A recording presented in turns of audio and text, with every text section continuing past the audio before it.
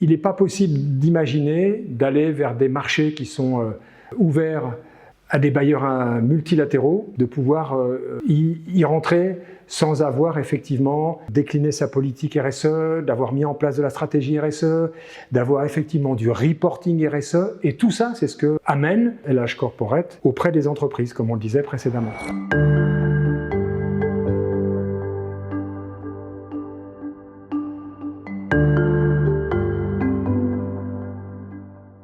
En fait, la RSE, c'est une déclinaison des objectifs de développement durable qui sont pris en charge au niveau intergouvernemental. Et il y a une déclinaison qui a été faite pour les entreprises. Et c'est ce qu'on a appelé la responsabilité sociétale des entreprises. Et en fait, l'idée même de tout cela pour les entreprises, c'est de favoriser d'une part la réflexion et ensuite de pouvoir amener à agir et donc à être directement dans l'action, pour autant qu'elle repose sur un triptyque, qui est le fondement même de la responsabilité sociétale des entreprises. Pourquoi cette notion de triptyque? Pour que quelque chose tienne tout seul debout, il faut qu'il y ait au moins trois bases solides. Voilà. Avec ces trois bases, ça tient debout, c'est stable. Avec deux bases, ça se casse la figure.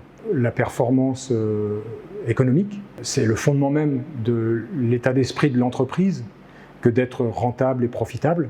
Donc voilà l'un des piliers, qui est un pilier important pour les organisations, et du reste, qui, trop généralement, est laissé de côté par les entreprises, mais je pense que ça, c'est un sujet sur lequel on pourra revenir plus tard.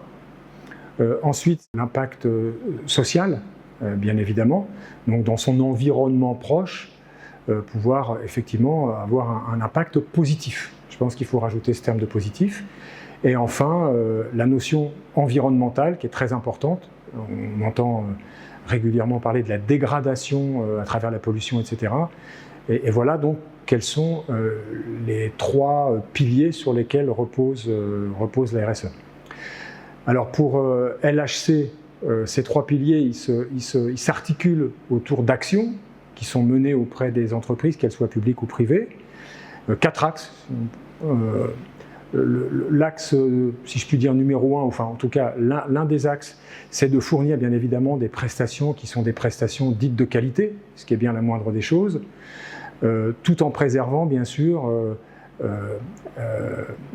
la notion même de ressources humaines. Donc il faut que les ressources humaines soient en sécurité, qu'elles se sentent bien dans leur milieu professionnel, etc.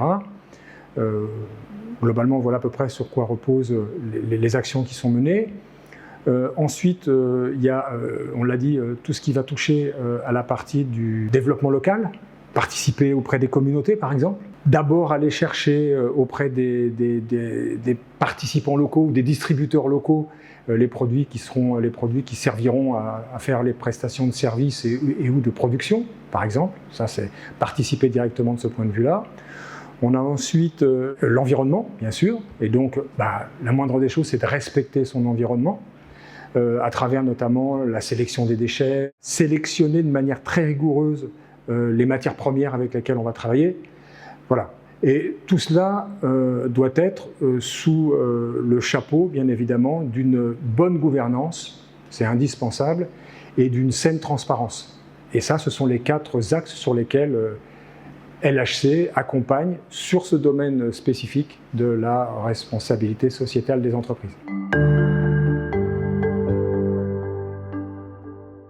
Les organisations, qu'elles soient publiques ou privées, elles courent des risques importants de toutes sortes. Donc ce qu'il est important de maintenir, c'est la réputation de l'entreprise.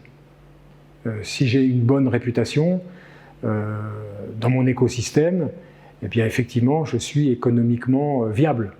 À l'inverse, si j'ai une mauvaise réputation dans un marché concurrentiel ouvert, eh bien, je cours le risque que mes produits qui sont aussi vendus ailleurs soient plutôt achetés chez mon concurrent plutôt que chez moi. C'est une question de réputation évidente, je serais tenté de dire. Donc effectivement, de ce point de vue-là, les entreprises ont tout intérêt à avoir engagé cette notion de réputation. Il Il y a aussi la dynamique de l'entreprise. Et la dynamique de l'entreprise, elle est soutenue par les équipes qui forment cette entreprise, par les différents niveaux, les différentes strates des ressources humaines. Ça, c'est très important. Et on sait, grâce à certaines études anciennes, comme la pyramide de Maslow et d'autres, qu'il est très important que les équipes soient engagées. Et donc l'entreprise, elle doit impérativement amener un cadre motivationnel, à travers de la formation, à travers différentes comment dirais-je, méthodes d'engagement des salariés dans l'entreprise. Parce que sans engagement, il n'y a pas de résultat. Si vous n'êtes pas en totale sécurité dans votre activité, vous courez un risque majeur. Imaginons par exemple que vous soyez amené à transporter du pétrole ou du mazout. Ça nous renvoie à quelques années en arrière. À partir du moment où votre bateau s'échoue sur une côte, quelle qu'elle soit dans le monde, eh bien, dans les 2 secondes qui suivent, vous avez l'intégralité des médias qui relaient cette information. Et l'image même de votre entreprise, elle est immédiatement mise à mal. Et donc vous vivez une période de crise, et la crise est extrêmement onéreuse pour une entreprise. Ça coûte énormément cher que de sortir d'une crise. Je ne parle pas que de la communication, je parle aussi effectivement de trouver les moyens opérationnels de sortir de cette situation de manière durable. Voilà à peu près quels sont les éléments, je dirais, qui sont les plus favorables et sur lesquels les entreprises doivent pouvoir travailler. Il y a une notion qui est importante, c'est la notion de raison d'être des organisations. Les organisations, elles sont là pour apporter de la valeur. Maintenant, quelle est la valeur qu'on apporte à ces différentes parties prenantes? J'en ai évoqué quelques-unes ici de manière très brève, mais en fait, c'est là où repose la capacité de l'entreprise. Eh bien, pour pouvoir de manière pérenne délivrer de la valeur à ces différentes parties prenantes, que sont les actionnaires, qui attendent bien évidemment une juste rétribution de l'effort financier qu'ils consentent, eh bien il faut que l'entreprise elle puisse perdurer, qu'elle n'ait pas de problème d'image, qu'elle n'ait pas de problème de réputation, que les salariés ne se retrouvent pas en grève du jour au lendemain. Et donc tout ça, c'est bien un système de management global qui doit être mis en œuvre. Et le domaine de la RSE, la méthodologie qu'on a évoquée précédemment, lorsqu'elle est déployée dans l'entreprise, à travers sa politique, sa stratégie et son niveau opérationnel, eh bien, permettent légitimement de prévoir, contrecarrer et d'assumer en tout cas les différentes problématiques qui se présenteront dans l'entreprise.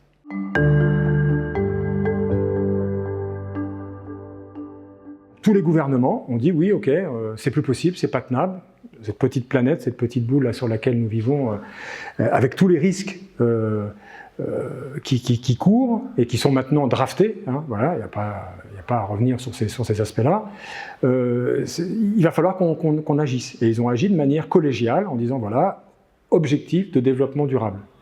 Et on dit, ben voilà, ok, c'est pas que nous, c'est pas que les gouvernements. Tout à chacun, moi, vous et les entreprises, donc, sont des acteurs sur cette boule, et donc chacun va devoir jouer sa partition au regard des objectifs de développement durable. Et on a décliné ça en matière de responsabilité sociétale des entreprises. Pour autant, le gouvernement, il définit lui-même les politiques publiques. Il est à l'initiative, en réalité, de tout ce qui est normatif dans les pays dans lesquels exercent les entreprises. Donc il est à l'origine, il est à la détermination de ce que pourront ou ne pas faire les entreprises au regard de la RSE. Ce déterminisme politique, il donne un impact plus ou moins favorable, il va faciliter la mise en œuvre pour les organisations qui sont, elles, dans une volonté économique, de pouvoir effectivement passer des investissements RSE, je vais fournir des salles de classe pour une école de mon quartier, etc., etc., eh bien, si cette action RSE que je mène, dans le cadre normatif des États, je ne peux pas indiquer, d'un point de vue fiscal, que j'ai investi tant et tant d'argent, et d'en voir donc les résultats sur ma fiscalité, eh bien, ça n'engage pas ou ça engage différemment les entreprises. Ça ralentit, si je puis dire, également la capacité des entreprises à avancer vers le déterminisme qu'elles pourraient avoir en matière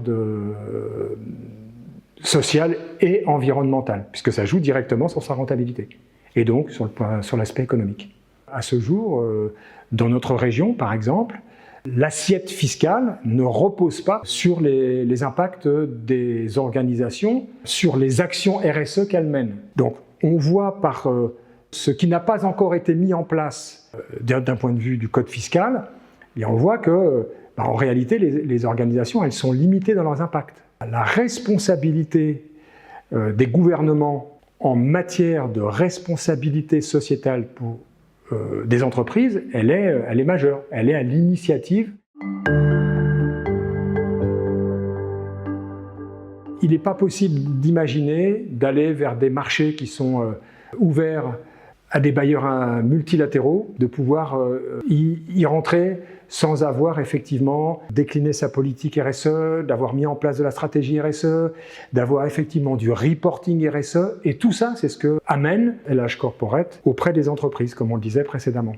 C'est en fait toute cette capacité mise en avant, toute cette structuration avec ce chapeau RSE, fondé sur le triptyque qu'on a là aussi abordé précédemment, qui vont permettre, eh bien, que les organisations qui sont sous le couvert des ODD, eh bien, de dire effectivement, vous êtes ODD compatible. Et donc, on peut aller ensemble vers des marchés sur lesquels vous, l'entreprise, vous allez pouvoir trouver du développement et de la croissance.